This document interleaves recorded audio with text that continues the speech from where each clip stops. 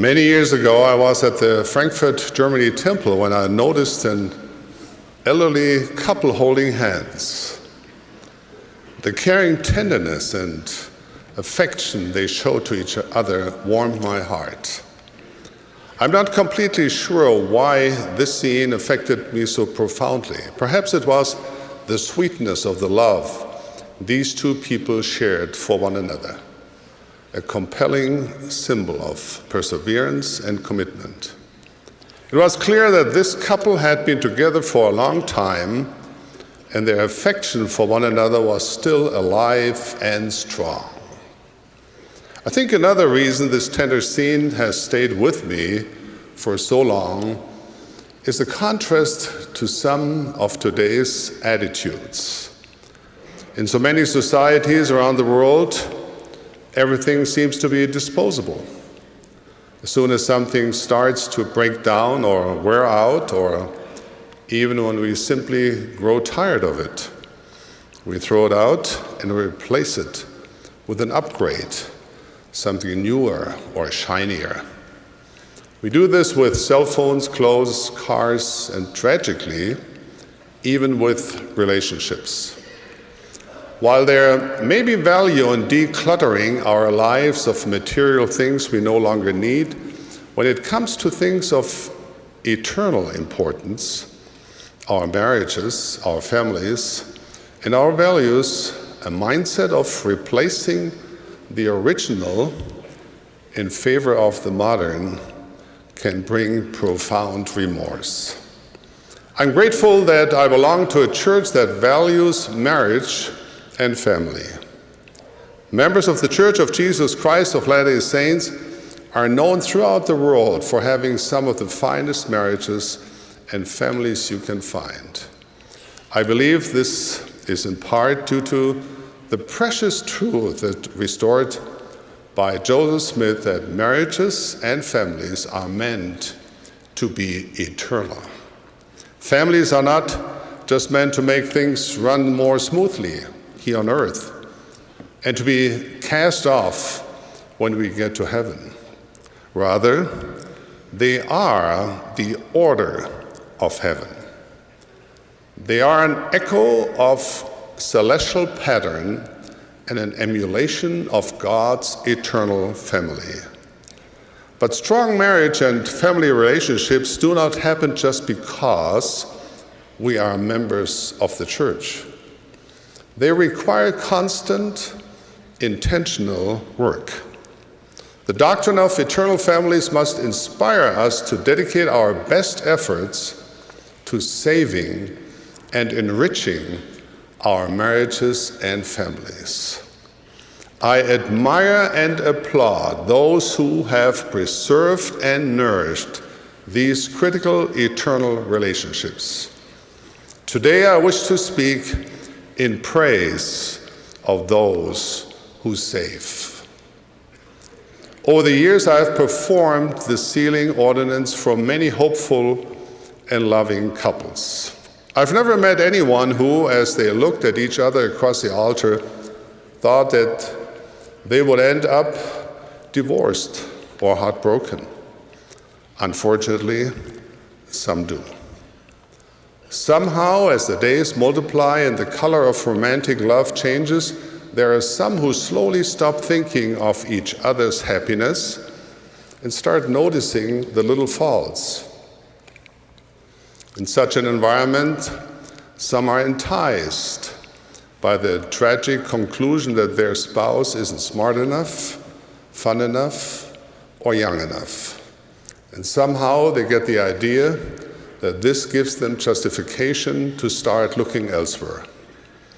Brethren, if this comes close to describing you at all, I warn you that you are on a road that leads to broken marriages, broken homes, and broken hearts. I plead with you to stop now, turn around, and come back to the safe path of integrity and loyalty to covenants. And of course, the same principles apply for our dear sisters. Now, just one word to those of our single brethren who follow the deception that they first have to find the perfect woman before they can enter into serious courting or marriage. My beloved brethren, may I remind you, if there were a perfect woman, do you really think that she would be that interested in you?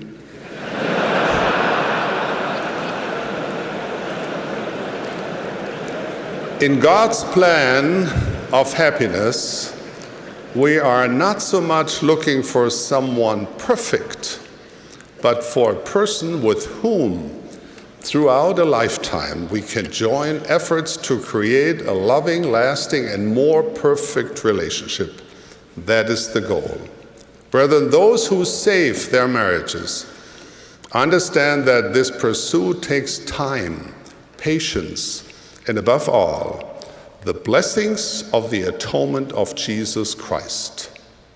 It requires you to be kind, envy not, seek not your own, not be easily provoked, think no evil, and rejoice in the truth. In other words, it requires charity, the pure love of Christ. All this won't just happen in an instant. Great marriages are built brick by brick, day after day, over a lifetime. And that is good news, because no matter how flat your relationship may be at the present, if you keep adding pebbles of kindness, compassion, listening, sacrifice, understanding, and selflessness, eventually a mighty pyramid will begin to grow. If it appears to take forever, remember, happy marriages are meant to last forever. So be not weary in well-doing, for ye are laying the foundation of a great marriage. And out of small things proceedeth that which is great. It may be a gradual work, but it doesn't have to be a cheerless one. In fact, at the risk of stating the obvious, divorce rarely happens when the husband and wife are happy. So be happy. And brethren, astonish your wife by doing things that make her happy. Those who save their marriages choose happiness. While it's true that some types of chronic depression require specialized treatment, I'm fond of this bit of wisdom by Abraham Lincoln. Most people are about as happy as they make up their minds to be. And it fits nicely with its scriptural companion, seek and ye shall find. If we look for imperfections in our spouse or irritations in our marriage, we will certainly find them, because everyone has them. On the other hand, if we look for the good, we will surely find it, because everyone has many good qualities too. Those who save marriages pull out the weeds and water the flowers. They celebrate the small acts of grace that spark tender feelings of charity. Those who save marriages save future generations. Brethren, remember why you fell in love. Work each day to make your marriage stronger and happier. My dear friends, let us do our very best to be numbered among those hallowed and happy souls who save their marriages. Today I also wish to speak in praise of those who save their relationships with their families. Every family needs saving. As wonderful as it is that this church is known for its strong families, we may often feel this must apply to every Latter-day Saint family except ours. But the reality is that there are no perfect families. Every family has moments of awkwardness, like when your parents ask you to take a selfie of them. Or when your great aunt insists that you are still single because you're just too picky. Or when your opinionated brother-in-law thinks that his political view is the gospel view. Or when your dad arranges a family portrait with everyone dressed like characters in his favorite movie and you get the Chewbacca costume.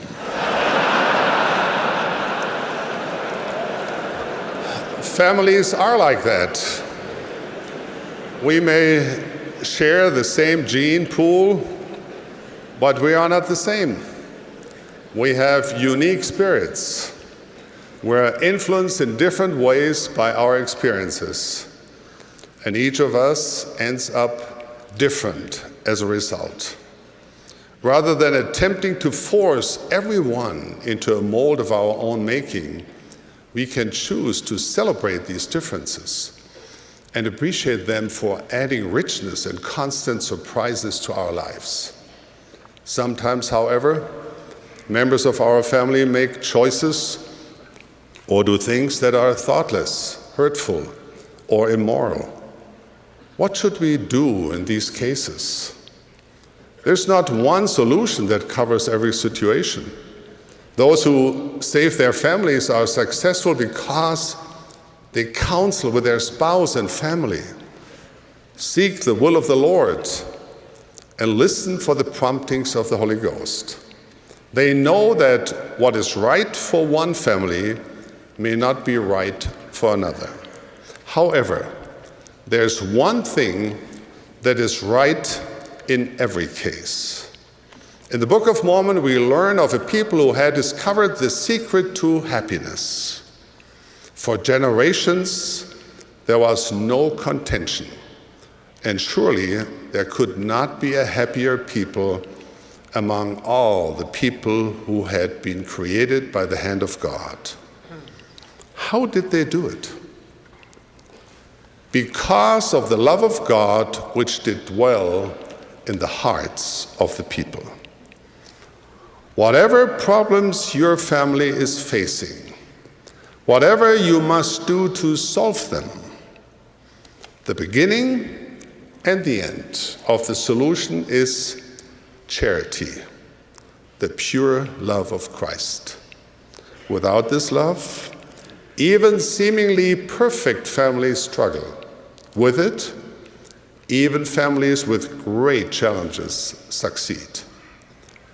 Charity never faileth. It is true for saving marriages, and it is true for saving families. The great enemy of charity is pride. Pride is one of the biggest reasons marriages and families struggle. Pride is short-tempered, unkind, and envious. Pride exaggerates its own strength and ignores the virtues of others. Pride is selfish and easily provoked. Pride assumes evil intent where there's none and hides its own weaknesses behind clever excuses. Pride is cynical, pessimistic, angry, and impatient. Indeed, if charity is the pure love of Christ, then pride is a defining characteristic of Satan. Pride may be a common human failing, but it is not part of our spiritual heritage. And it has no place among holders of the priesthood of God. Life is short, brethren. Regrets can last a long time. Some will have repercussions that echo through eternity. The way you treat your wife or children or parents or siblings may influence generations to come. What legacy do you want to leave your posterity? One of harshness, vengeance, anger, fear, or isolation, or one of love, humility, forgiveness, compassion, spiritual growth, and unity. We all need to remember judgment is without mercy to one who has shown no mercy. For the sake of your family relationships, for the sake of your soul, please be merciful, for mercy triumphs over judgment. Set aside pride, sincerely apologizing to your children, your wife, your family, or your friends is not a sign of weakness, but of strength. Is being right more important than fostering an environment of nurturing, healing, and love? Build bridges, don't destroy them. Even when you are not at fault, perhaps especially when you're not at fault, let love conquer pride.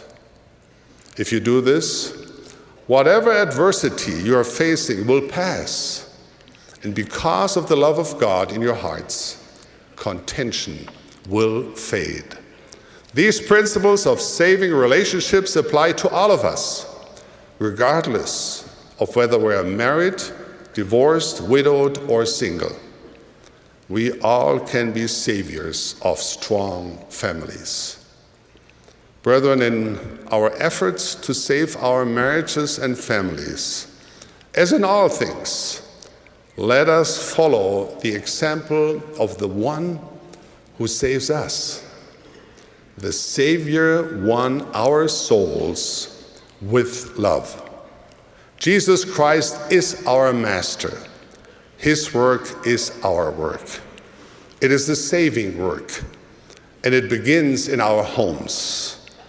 Love in the fabric of the plan of salvation is selfless and seeks the well-being of others. That is the love our Heavenly Father has for us. As we emulate the Savior's love, He will surely bless and prosper our righteous efforts to save our marriages and strengthen our families. May the Lord bless you in your untiring and righteous efforts to be numbered among those who save. This is my prayer and my blessing. In the name of Jesus Christ. Amen.